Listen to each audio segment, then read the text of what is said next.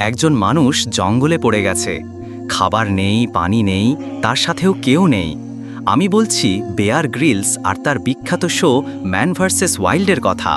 তবে এই শোয়ের কিছু অজানা আর চমকপ্রদ তথ্য জানলে আপনি হয়তো অবাকই হবেন।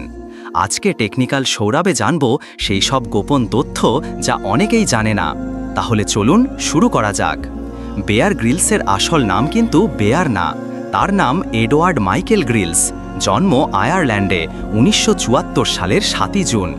ছোটবেলায় তার বড় বোন আদর করে ডাকতেন বেয়ার।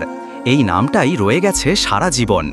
তার বাবা ছিলেন ব্রিটিশ নৌবাহিনীর একজন সদস্য, আর বেয়ার নিজে ছিলেন SAS স্পেশাল ফোর্সের একজন প্রশিক্ষিত প্যারাট্রুপার।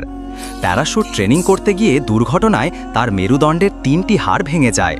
চিকিৎসকরা বলেছিলেন আর কখনো হাঁটতেও পারবেন না, কিন্তু মাত্র ১.৫ বছরের মাথায় তিনি উঠে দাঁড়ালেন। ১৯৯৮ সালে জয় করেন মাউন্ট এভারেস্ট।